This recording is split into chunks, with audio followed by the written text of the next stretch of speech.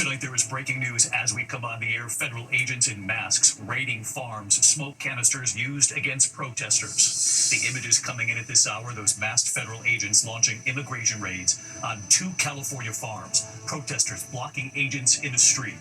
Flashbangs heard behind a reporter from our station KABC. Will have the latest. Also tonight, the major tunnel collapse. More than 30 workers trapped 400 feet down. And then the incredible escape. You'll see how they got them out. Tonight, our team with rescuers along the banks of the Guadalupe River. More than 170 people still missing tonight in Texas. And this evening here, what we've now learned about the code red alert and when it actually came, hours after that flood emergency began. Tonight, the dangerous storms along the East Coast and the new flood threat at this hour, and tornado and severe thunderstorm watches in the Midwest. We'll have the forecast. Tonight, a federal judge issuing the new nationwide order blocking President Trump's attempt to end birthright citizenship. Tonight, nearly 1 year after the assassination attempt on then-candidate Donald Trump, 6 Secret Service agents have been suspended. What we've learned about the suspensions. The stunning attack in the Red Sea, Iranian-backed Houthi rebels sinking a cargo ship, 22 crew members on board. We have learned at this hour there are survivors. Tonight, the Delta passengers headed to New York City, stranded in the middle of the Atlantic Ocean on a small island. Tonight, the new drug just approved by the FDA for your dog. Could it be a game changer? The major upset at Wimbledon, the American star advancing to her first ever Grand Slam final, and the other American who could be on his way. And tonight, the new Superman one-on-one with our Will Reeve. Will, of course, Christopher Reeve's son. Tonight, Will's own cameo in the movie, and you'll see it here, and the new Superman on the legacy of Christopher Reeve.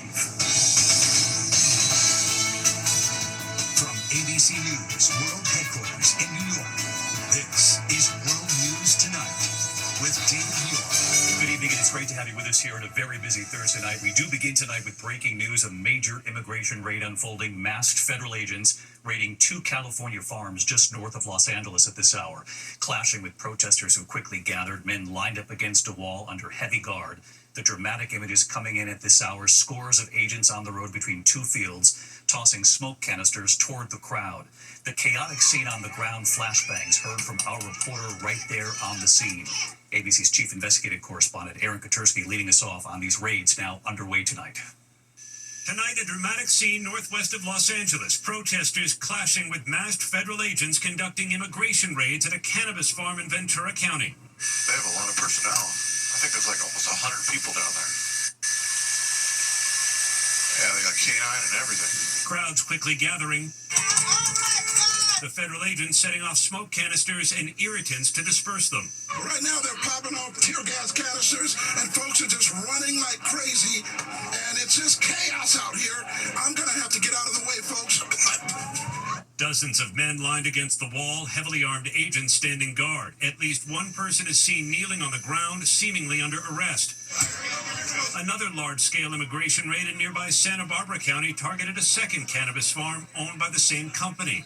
Last week, President Trump told a crowd in Iowa there would be carve-outs to allow farmers to vouch for their workers. Because we don't want to do it where we take all of the workers off the farms. We want the farms to do great like they're doing right now. This week, the Secretary of Agriculture said there would be no amnesty for any farm workers. So no amnesty under any circumstances. Mass deportations continue, but in a strategic and intentional way as we move our workforce toward more automation and toward a 100% American workforce. Tonight, Border Czar Tom Homan saying the administration is still talking about farm workers.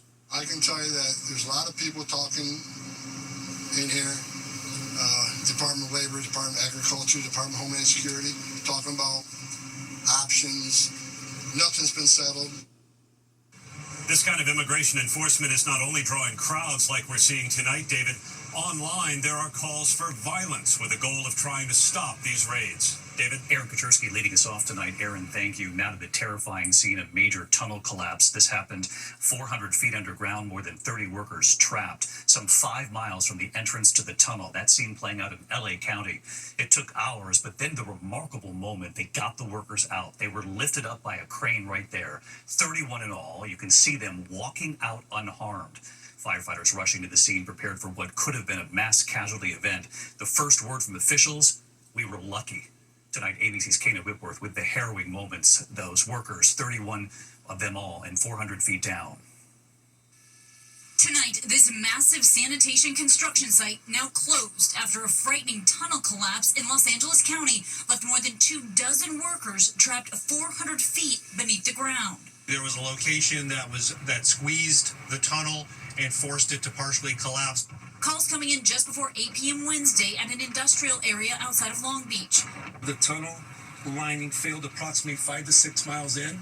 The men operating this tunnel boring machine at the time and a pile of debris some 14 feet high blocking them from the tunnel's entrance. Hundreds of first responders racing to the scene overnight. Less than 2 hours later, the workers able to free themselves and walk some 5 miles to reach rescuers. The workers had to climb through debris.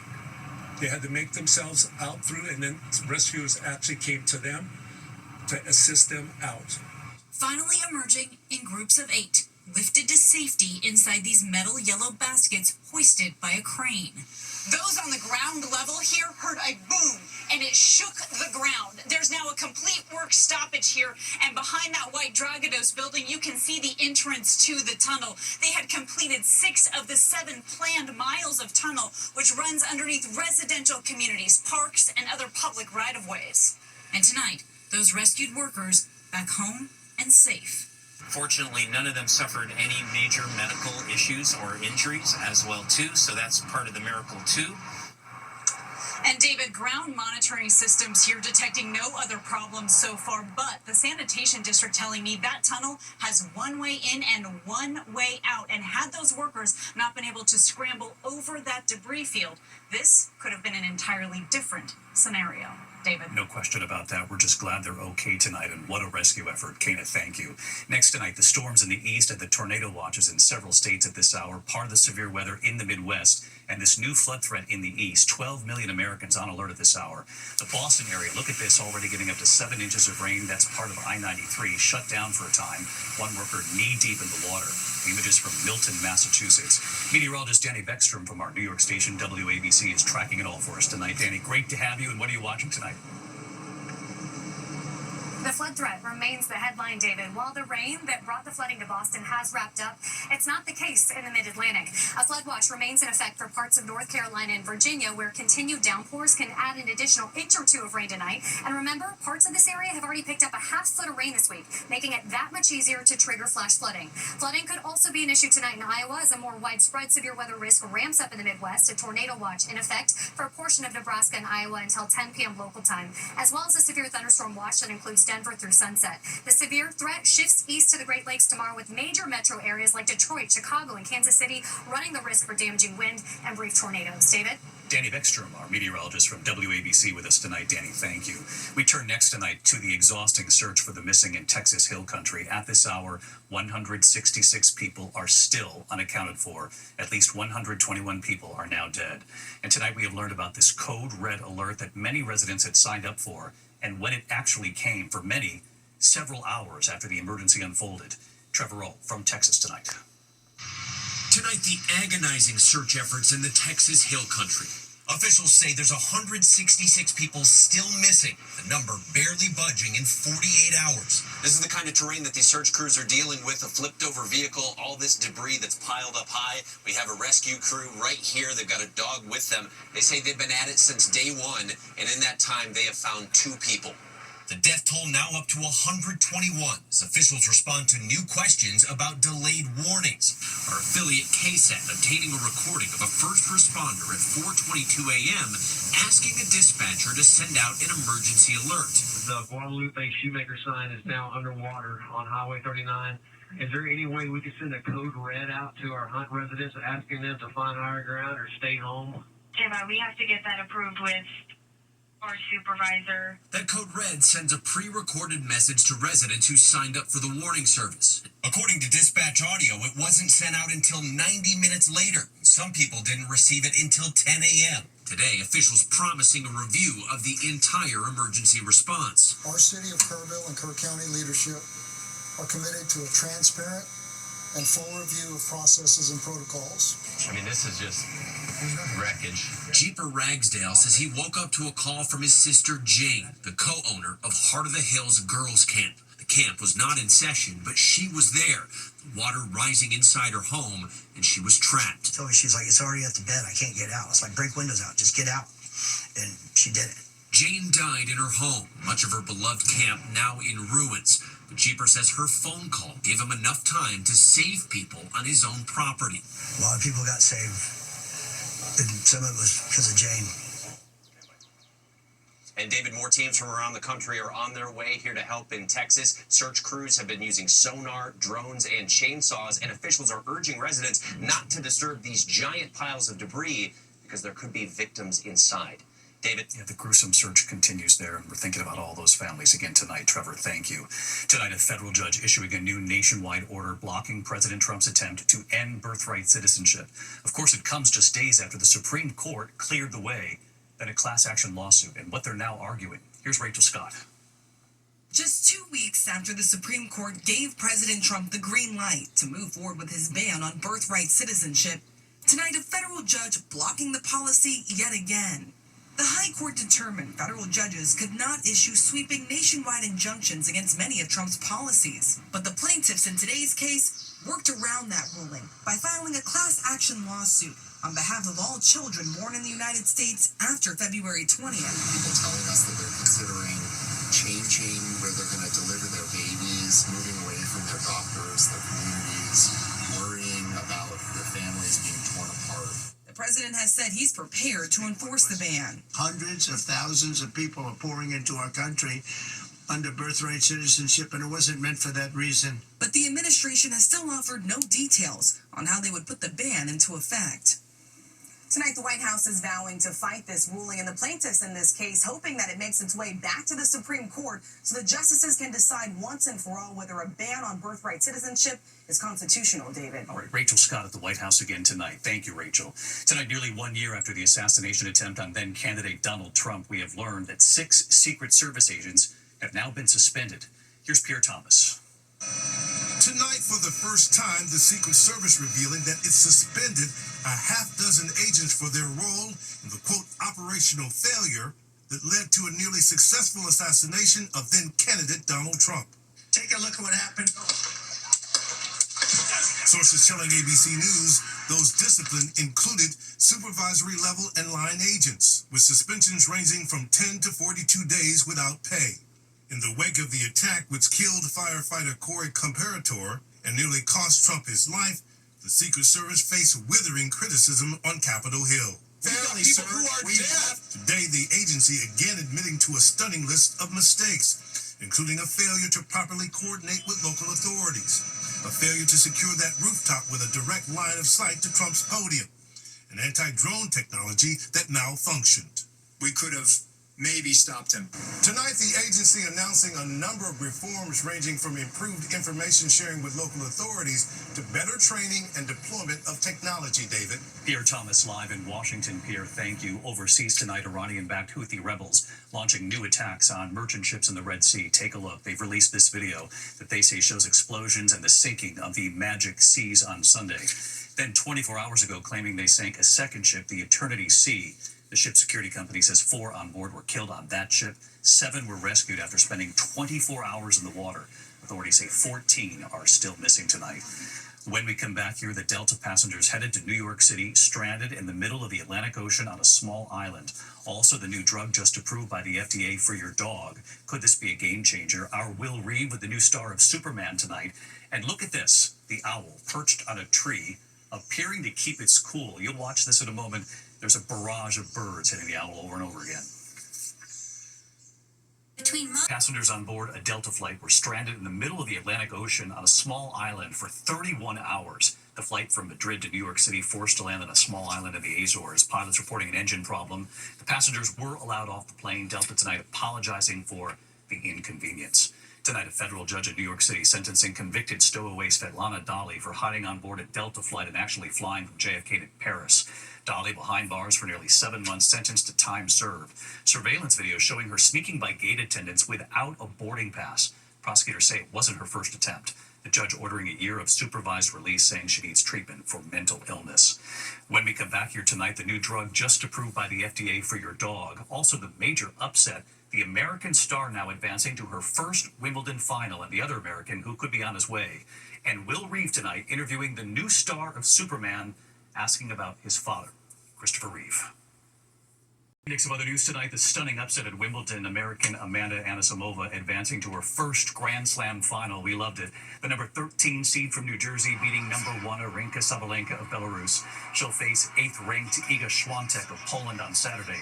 She could be the first American to win Wimbledon since Serena Williams in 2016. And if American Taylor Fritz wins in the men's semis tomorrow, it'll be the first time an American man and woman will be in the Wimbledon finals in more than 15 years. I think I advanced to Wimbledon finals just for getting through those names tonight. The FDA this evening approving a long-acting drug to protect dogs against fleas and ticks. Real promise here. The drug Bravecto Quantum is given by injection. It must be prescribed by a licensed veterinarian. Potential side effects could include muscle tremors and seizures. They say this new drug offers protection for up to a full year. And this image getting our attention tonight, take a look. An owl perched on a tree in Hunterdon County, New Jersey. Sitting motionless while smaller birds test its patience over and over again, dive bombing, pecking away at its head, trying to scare it away from their nests. As you can see, the owl unfazed. When we come back here tonight, the new Superman one-on-one with our Will Reeve, of course, Christopher Reeve's son, and Will's cameo in the new movie. You'll see it right here. Funny tonight here, the new Superman taking flight, and he's one-on-one tonight with our Will Reeve. Is this weird for you? I wouldn't say weird. I would say it's a little surreal in some way. I don't know. It feels special. It's special for me, too, interviewing David Corenswet. He's the new Superman in the newest iteration of the franchise in theaters around the planet tomorrow. Superman. Miss Lane. Years before he was paralyzed and became a hero of a different kind, my dad, Christopher Reeve, was the first to play the Man of Steel on the big screen. Excuse me. A cornerstone character in American culture, Superman has won the hearts and stoked the imaginations of countless fans. I sat down with Corenswet to talk about his experience donning the cape and tights for the role of a lifetime. Hey, buddy. Eyes up here. Why do you think people have such passion for and strong opinions about Superman as a character? Well, first, I think a lot of it is because of your dad. I mean, it's so rare that you have a character so effectively portrayed on screen, you know, that makes the actor a global movie star, and they become sort of inextricably linked. And then to have a circumstance in life that puts them in a position where they have a chance to play that part in their lives, but in a public way again, but in a way that feels separate from the film, but not separate from the character and the spirit of the character. The Justice Gang has arrived on the scene. And it meant something to me to film a cameo in the movie. They're funded by the Lord Tech Corporation. I play a journalist on a, let's just say, busy day in Metropolis. Before beginning filming, Superman director and DC Studios co-CEO James Gunn screened Superman, the Christopher Reeve story, a recent documentary about my father and family for the Superman cast. It starts with the huge success of Superman and your dad's uncertainty about taking the role, leaving the theater, the criticism of sort of you're selling out and this movie's never going to work. I mean, like, nobody's going to want to watch a superhero on the big screen. And to think about my own dad, who I lost 6 years ago, I was very close with him, and in moments like this, you often think about he's missing out on this. What would he think about this? I felt so lucky to think of your dad in the same way that I think about my dad, which was sort of not approving of what we were doing, but certainly encouraging us. Incredible. Our thanks to Will. Not a bad cameo in the movie. We look forward to it. Good night.